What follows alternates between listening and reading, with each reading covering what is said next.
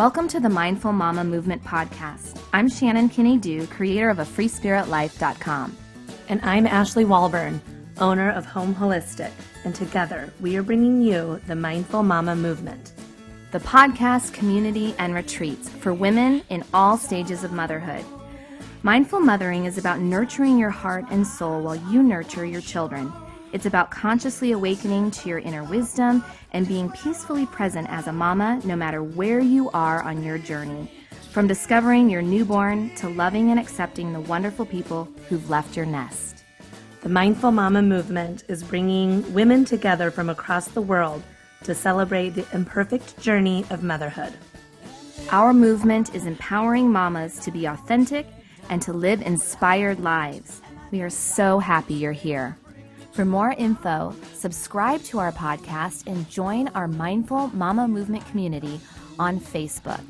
Facebook.com/groups/Mindful Mama Movement. Let's go there to a place where I hide so you can pour this blindfold from my eyes and I can finally feel alive. Open your heart and your soul, follow. Take time. Welcome to the Mindful Mama Movement podcast episode number 2.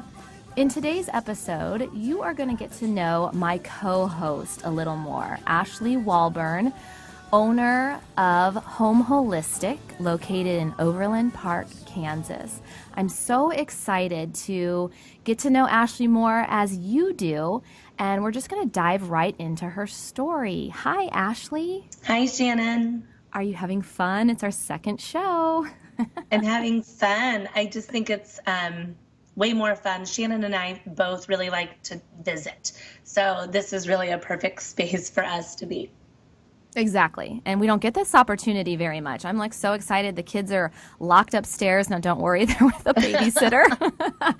They're with the sitter, but it's so nice to have our coffee and just get to chat with each other and chat with all of you. Yeah. So, Ash, tell us a little bit more about you. I want to know where you grew up and just a little bit about your childhood. Well, my childhood is in the Flint Hills of Kansas. And so I was born in Emporia, Kansas. My parents were both from that area, and my grandparents were also all from that area. So they, my family are cattle ranchers, and I grew up riding horses every single day of my life. And I have an older sister, Tara, and a younger brother, Brody, and my mother really kind of ended up being a single mother unintentionally. My dad traveled a lot, and so he would be gone for a month and maybe home for 3 days, and then gone for 2 weeks, home for 24 hours. And so she had what I would call just a burden of parenting without any support at all. And when my dad came home, it was kind of a blast, but also interrupted our normal schedule. So it was also really unfamiliar. So it was a pretty non-traditional household in that none of my other friends had their dad gone all the time. I had friends sometimes spend the night dozens of times before they ever met my dad. And that's really a lot about my childhood. I grew up there, finished high school there. I was a cheerleader in high school, which affected riding my horse, which was a really hard transition for me. That my horses were kind of the first place that I got to go and get away and clear my head and let go of all the stress of childhood, just me and my horse. And so with kind of all my social things in high school, that was affected in a lot of ways. So what else do you want to know about my childhood? I don't know. So when you say that, did you feel like it kind of took away your outlet of that you got from horses, or did you get it in another way? I mean, I know high school is so different anyways, but I'm just curious what you mean by how that changed for you. Yeah, it was for me just less often.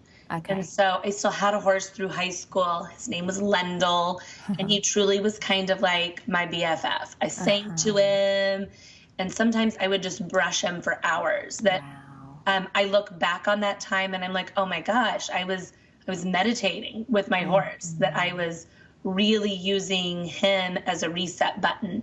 And that when kind of life got crazy, boyfriends and friend issues and grades and just the pressure of being a kid, that I could go and be with him and just feel really grounded and have more energy and feel more like myself. And I also remember being with Lendl and feeling just the most like myself.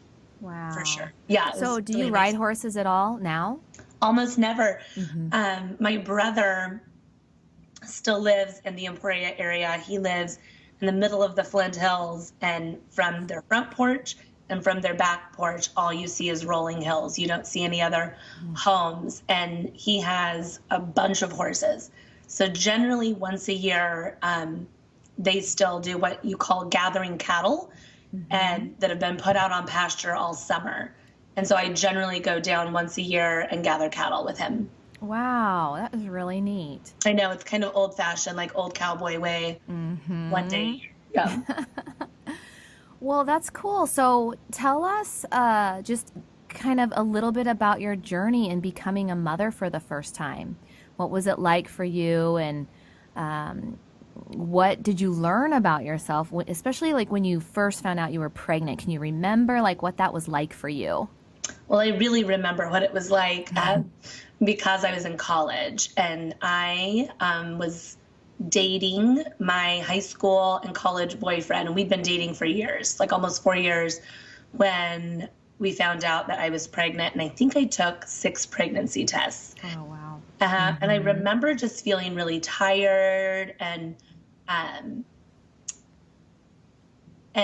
I didn't really ever feel afraid, just like, no way, not me.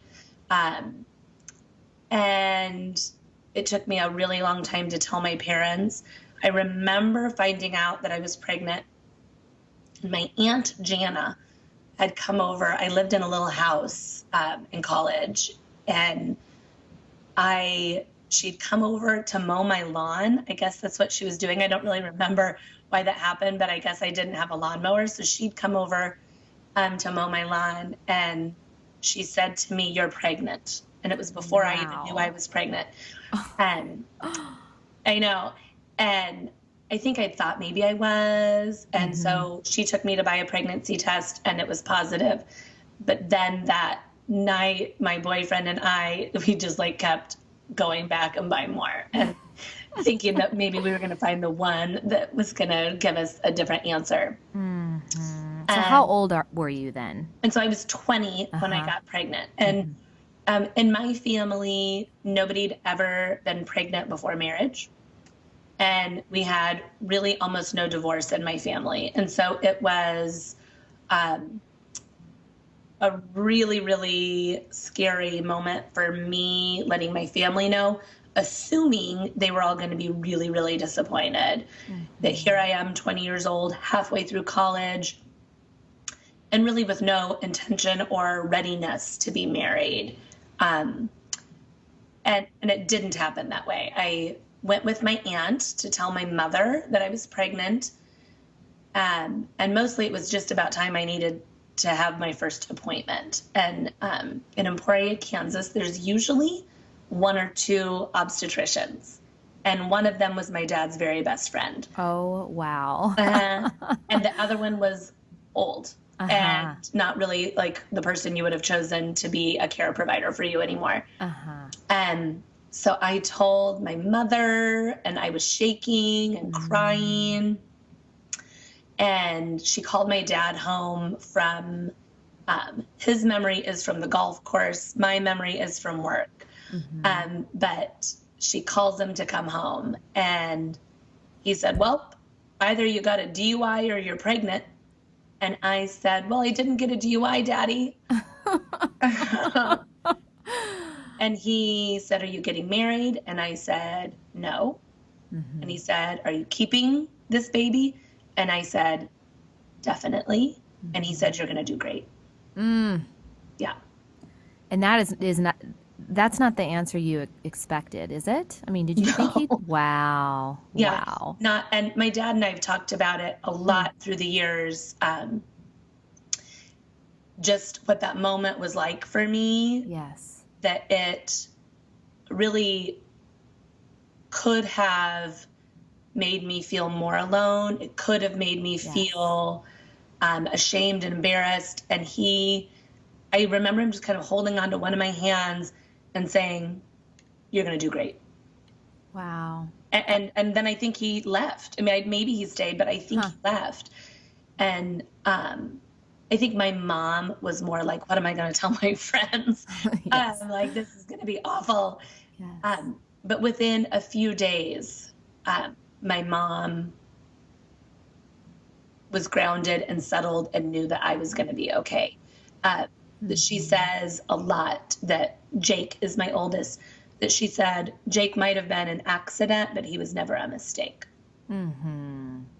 Wow, what support. And, you know, you say that your dad wasn't around much, but, you know, in that moment, I mean, that was a pivotal parenting moment for him, like really about stepping into that present moment. And then, as you said, then he left. And, you know, and then your mom is there, and it makes sense. She has so much more to think about, and, you know, she's been more involved in general. And so it's just an interesting story, but still supportive. Yeah. Yeah. Yeah. And for me, when I knew I was going to keep this baby, I knew I didn't have to. My dad's best friend, John the OB, came over and he called me Ashy because he'd known me my whole life.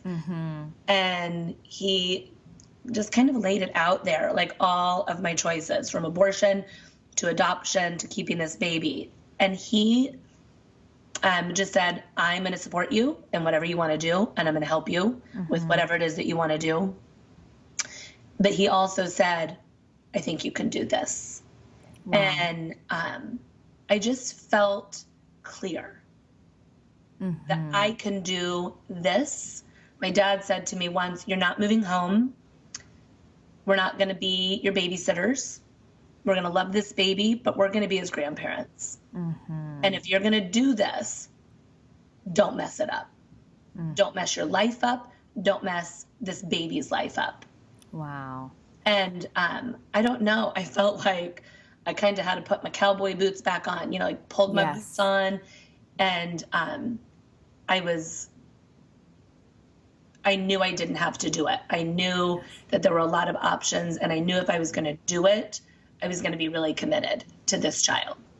So it shows that you had definitely an inner resilience and strength about you, and also a good support system around you. And how did that manifest into, you know, your first birth and then just raising a child? Tell us a little bit just about that journey once your baby was here, and if you want to share about the birth or anything else, but just, you know, what was that like for you being 21, right? I was 21 when I had it. I remember Jake's dad's name is Colby. That I remember Colby and I taking childbirth classes, and at the time they were Lamaze classes, which, you know, were just really, really different than what I teach, let me tell you. And I remember just thinking, like, okay, what would my baby want? You know, what would my baby want? And so I started eating like really healthy, and at 21, I didn't really need caffeine, but I'd been drinking it. But I cleaned my diet up and started exercising, like kind of serious exercising every day. I wanted to be ready for the endurance of childbirth. And so I don't think I was really thinking about mothering. I was thinking about pregnancy and birth, kind of compartmentalizing my life, and went into labor 11 days past my due date. I had him on 11 days. So I went into labor 10 days past my due date, which happened to be spring break. So all of my friends were out of town because at this point we're juniors in college and everybody's 21. And my dad was out of town, and my obstetrician, John, was also out of town. And so I was stuck with the old man and in a little county hospital. And I went in after being in labor for several hours, and they sent me home and didn't really give, my mom and Colby and I all remember, they just said, like, come back later. You're not really close enough to be here yet. And I felt so depleted because I didn't know when to come back. Like, what are you telling me? And so we went home kind of and spent the night timing contractions all night long, not sleeping, not eating, trying to rest, but not being able to, and went back in about 8 hours later. And I remember not being able to put my shoes on, but it was cold outside. And got there, and I was still like 2 centimeters dilated, but had been contracting all night. So I was really tired.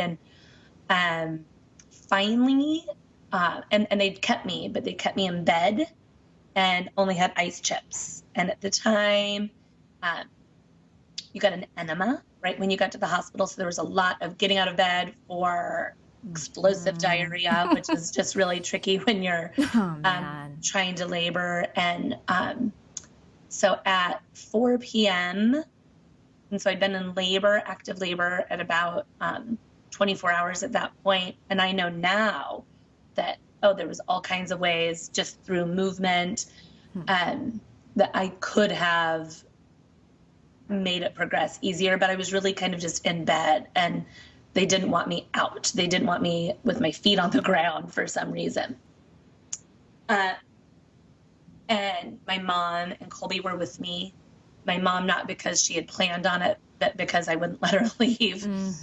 And for sure at 21, I still needed my mommy.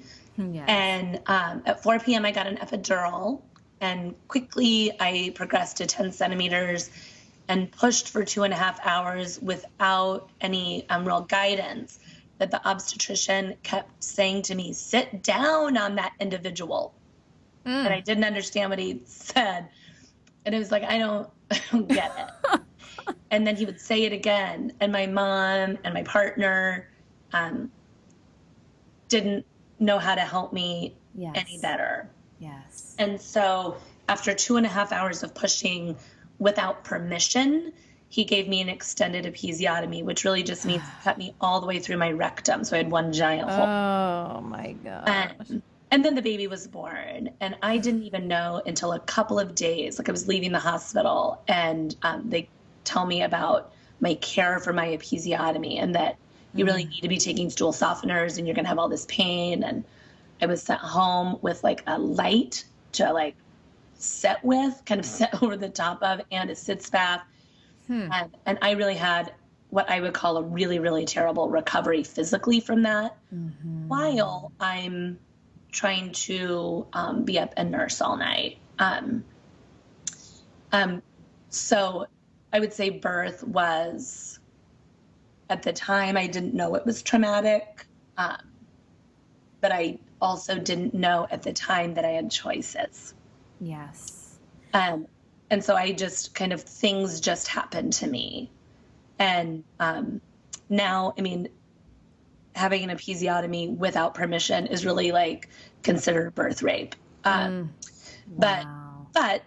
that was just part of my journey, and it for sure is part of what has brought me to do what I do today. Because I just don't want any woman to ever have to experience that kind of a childbirth again. And Jake was a really great nurser. He was not a great sleeper. And so we nursed a lot and fell asleep together in bed. And it was a really different time. There wasn't, just 22 years ago, there wasn't really these strict guidelines on babies should be sleeping on their back in a bed. Babies should be sleeping through the night, blah, blah, blah. I did feel pretty empowered to kind of nurse on demand. And if your baby's sleeping with you and sleeping well, then congratulations. So I really appreciated and loved that. And so I was in college and um, had kind of different childcare options because I was in college, taking classes. So you're really only needing childcare part-time. And he was really with me otherwise. Sometimes my childcare provider would call and say, she's going to be out of town or she had a sick kid. And I would take my baby to my college classes instead of skipping class. And I look back at that version of myself and think, how embarrassing, how scary that must have been. But I wanted to finish, I was super focused on, I've got to get done with college so I can take care of this kid. Wow. I think it makes me think you're a badass. Like, that was pretty No, bold. it was. I mean, Yeah. I really look back and think, oh my gosh, how brave. Mm-hmm. Yeah. Really, really. So, how does that, how did becoming a mother, I mean, you kind of already hear it in your story, but how did it change you? Oh gosh. I mean, I think I learned more about myself through the experiment of becoming a first-time mom. I ended up breaking up with Jake's dad when Jake was about 4 or 5 months old. And I always knew he wasn't my life partner. He was a great boyfriend. We had a lot of fun together, but I knew that he was never supposed to be my child's daily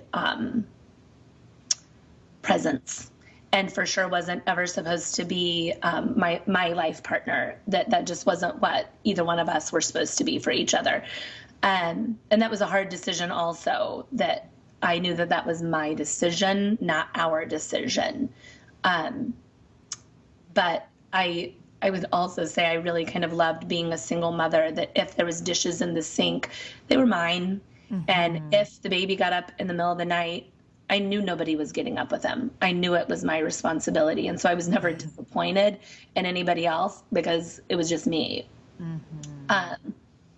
And so he and I really grew up together. I was 20 when I got pregnant. And so at my 21st birthday, I was still pregnant. I've still to this day never been to a happy hour. Never one time. That I just was a mom. And so my children's needs didn't come before my needs, but they needed me for sure at 5 o'clock more than I needed a beer. So, and that's where I wanted to be. I mean, I think that statement from my dad was like, don't mess this up, girl,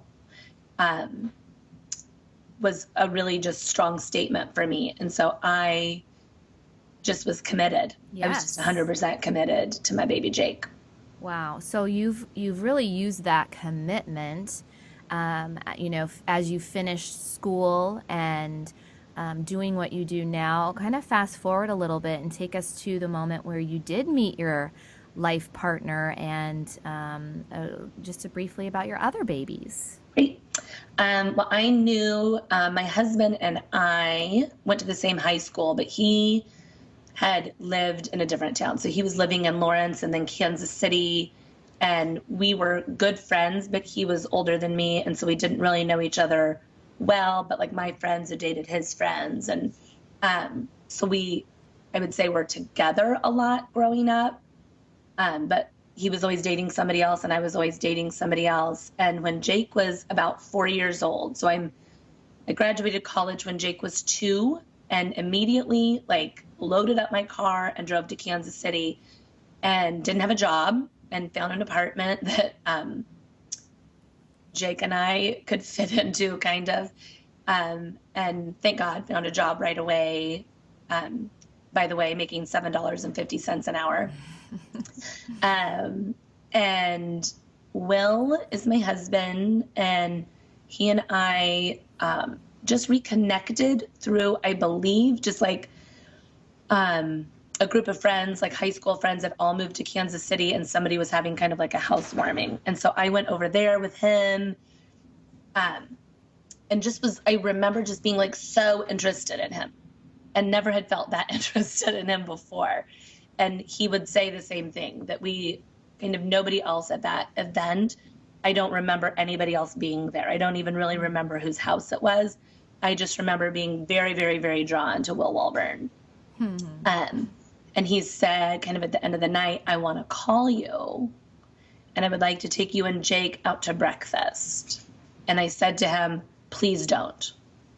Really? You know, and like, I think at the time I had a vision of myself. Like, I'm a single mother. Yes. I don't need no man, you know, and, and I kind of had said that, like, let me tell you what my Friday nights look like.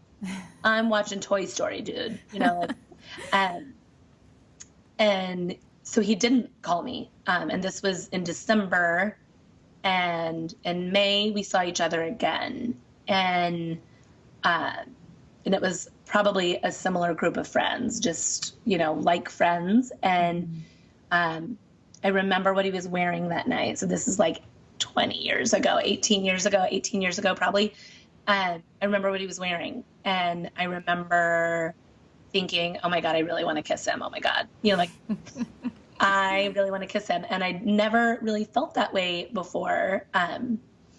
And so at the end of the night, he said something like, I'm dying to kiss you. And I'm like, do it, you know, let's do this. And for the first time in my life, and I'd had, you know, several boyfriends, not just Colby, he was my only kiss partner, and feeling like electrified by that kiss and almost feeling nauseated. And I think because we'd been friends, like, I already knew I loved him. Yes. So we started dating. He did take Jake and I to breakfast.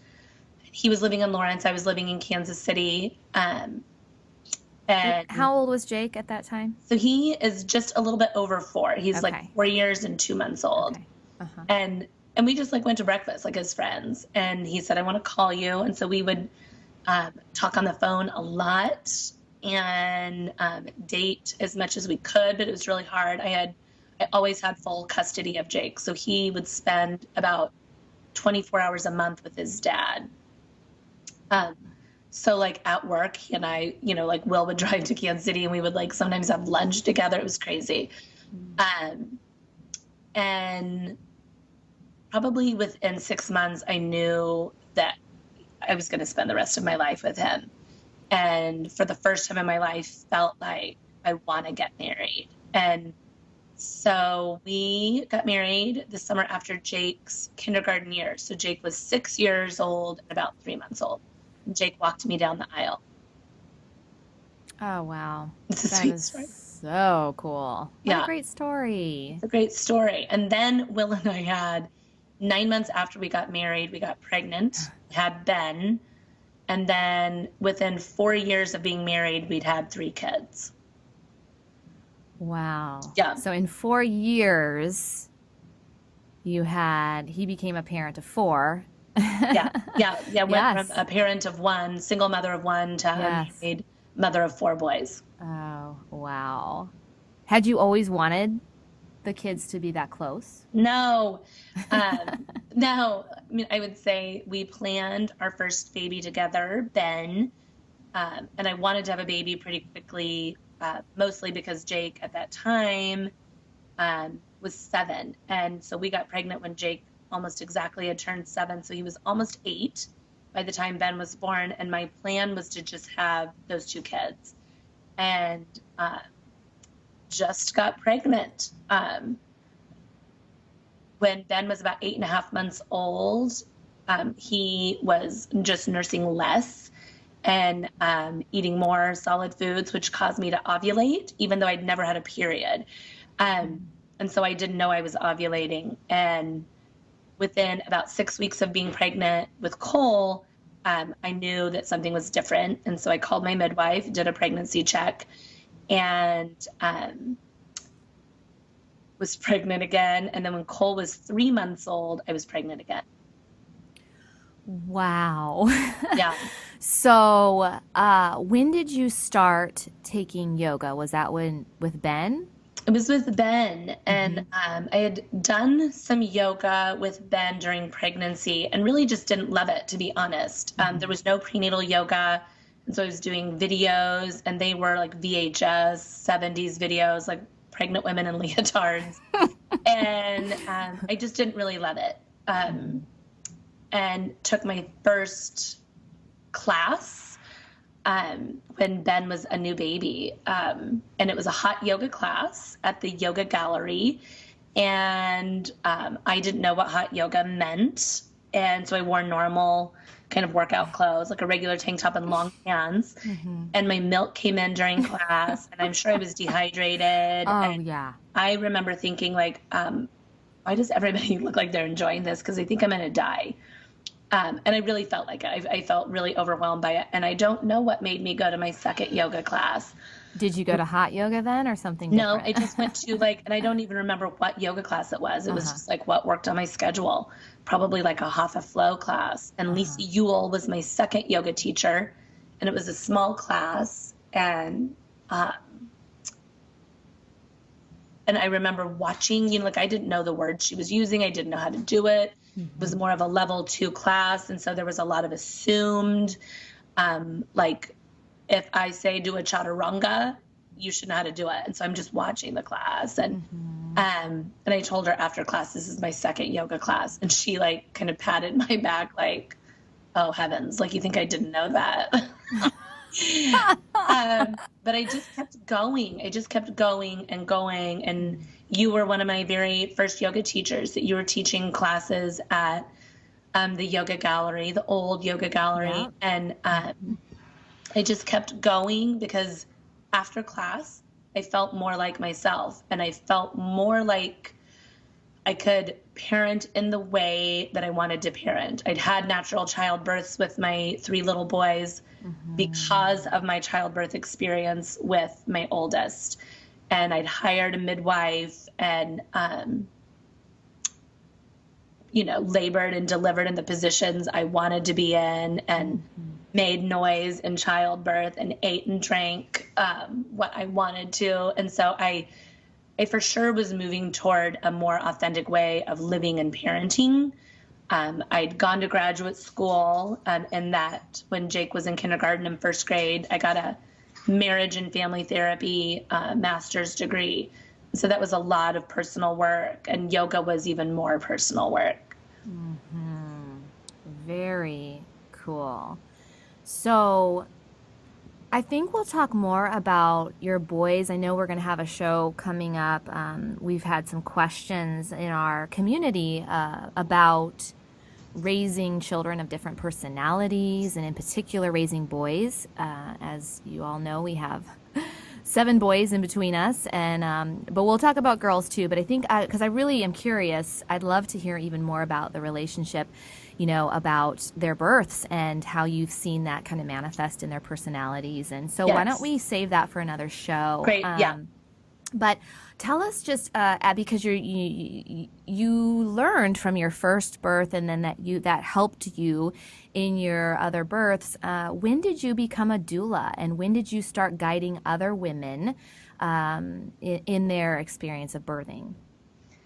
Well, my first, I would call doula gig, was with my cousin, and I was really the closest person to her that had already had a baby. And she actually lived at the time down the street from me, and she just wanted like somebody that was informed to come and be with her. And she knew Jake's story and didn't want that experience for her either. I didn't know what a doula was. But the second she went into labor, I was with her and stayed with her, and called her husband to come home. He actually met us at the hospital. And I felt like I kind of ran the room. Like my mother and her mother were there, and I was sending them out to get snacks and kind of keep the grandmas busy. And I was giving her husband things to do to help support her physically and emotionally. And I was right by her side. And when she was pushing, I was the eyes she was looking into. And her OB really was great and kind of allowed me to be her primary support person along with her husband. So at the time, I didn't know that that's what a birth doula was. Then, I was really guided to teach prenatal yoga after I'd had my children that I just kept thinking like, gosh, I just wish there was other pregnant women in class. I just wish that my yoga teacher could give me some things that are just prenatal specific. And I just didn't have that in Kansas City. And so I had really a really great video. And on the back of that video was a website. And so I looked up the Seattle Holistic Center. And 3 months later, they were having a yoga teacher training, prenatal yoga teacher training. And so I signed up for it. And I was the only one that wasn't already a yoga teacher in that training. So I felt kind of inadequate and embarrassed and like, oh, I just, I'm not worthy. And so I was in Seattle for 2 weeks and away from my children. And my youngest was 2 at the time. And it was prenatal yoga and childbirth companion training. And I still didn't really know what that meant at the time until I was done. And left with this doula training, and I was so informed about the way the human body works and births and all the options from home birth to birth center to midwife to OB. And my instructor, her name was Colette Crawford, and she's really amazing. She just kept telling me, like, Ashley, like, you were meant for this work. Like, this is what you were meant to do. And I kind of thought it was silly. Like, I'm a marriage and family therapist, that's my work. I'm just going to teach like one prenatal yoga class a week. And she just said, oh my gosh, Ashley, like this is really, and even like in her notes to me through like our final examination, it just said, tap into your knowing and this work for you will grow. And powerful. So I came back to Kansas City. Yeah, it was powerful. And I have all that stuff. I love to reread it. So I came back to Kansas City and started teaching one prenatal yoga class Sundays at 2:30. And for weeks, nobody came, 0. And I was out of town and driving home from out of town to be there in time for this class that no people had even attended yet. And I said, I need there to be 3 people there today, or I'm not doing this anymore. And I had 3 people in my class that day. And then it started growing, I would say, fairly rapidly. That all of a sudden, I was teaching 3 classes a week at this same yoga studio, Darlene Yoga. It's the birthplace of my prenatal yoga and doula career. And they were full classes. And we really grew together, that we always started with a support group and who are you and how are you? And then those women just started asking me to be their doulas. And I don't even know if they knew that I'd already done a doula training.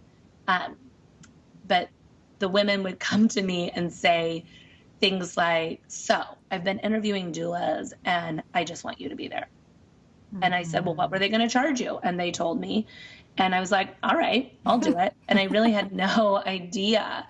That my career was going to really grow into a birth worker. And so about that same time, I started teaching natural childbirth classes. And they were really things that were just what I wanted to know, what I felt like partners needed to know. And so it was a really kind of 2-hour crash course. And these are the kind of most important things that partners need to know to be a really great partner in childbirth.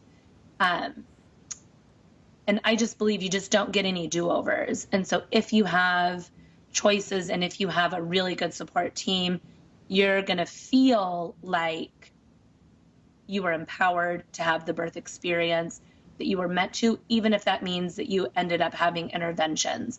With support, it feels like things didn't just happen to you, like they just happened to me. Wow, that's powerful too. And there's so much we could talk about. We're gonna have to divide this up into several shows. But to this day, how many births have you attended now? A lot. Do you have any clue? I know it's over 400 and around 500 that, and I have a partner that I work with now. And So, I mean, I know well over 400 births. Well, I love what you shared, especially about how you were guided and how you kind of had those own self-doubts a little bit. And then someone outside, a good mentor was just kind of pointing you in this direction. And I just love that you said that for a while there was nobody. And that didn't stop you, but you set an intention, you were open. And I mean, gosh, think of all the women who would not have gotten to experience your classes and the community that you've built now. But I just love your openness back then to do it anyway, even if it was 0 people for a while, and then eventually 3, and then you saw how that grew. But you had an openness and an inner trusting that you were really putting out there. Yeah, I remember sitting on my back deck and looking at the back of this DVD, prenatal yoga DVD, and looking, at the website and feeling like I have to do this. And it felt like that. Like I'm gonna have to.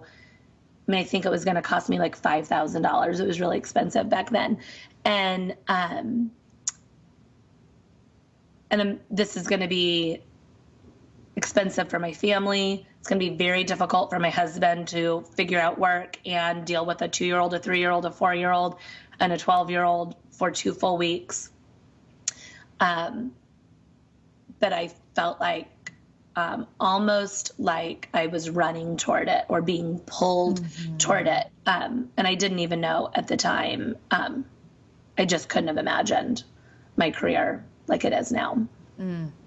Well, and I like what you said about there's no do-overs. It really kind of exemplifies your personality of perseverance and just kind of going for it and doing things. You don't let things stop you. I don't.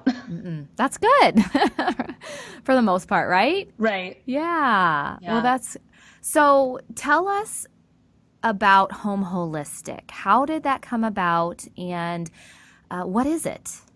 Well, Home Holistic is my baby. It is my new-ish business. And probably about 6 or 7 years ago, I was in another yoga teacher training, and we were doing this like 3-day portion of the teacher training that was finding your life purpose. And so it was yoga and journaling, a lot of journaling, and looking at your own shadow, like what are the things that are getting in your way of living your life purpose?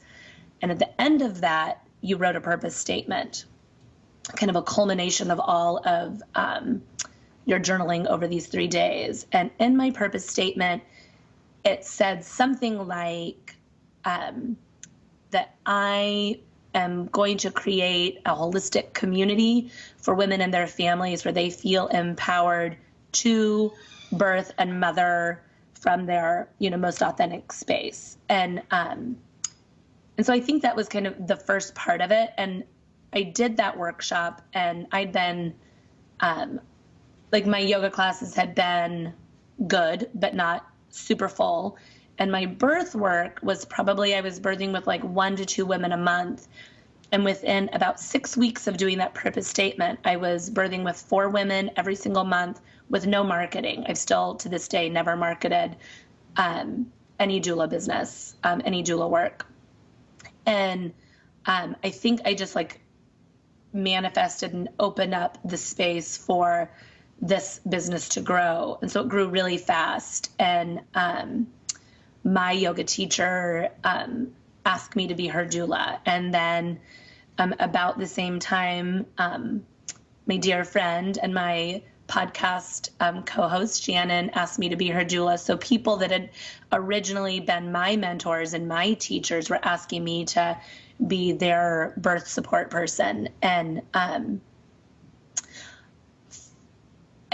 so within a few years, I kind of knew I probably needed to do something on my own. And that was a really, really hard decision for me. But I knew that my dream was very specific and I needed to do it on my own for it to be authentic. And that was really scary for me, and scary financially for me, because it was working where I was kind of all over town.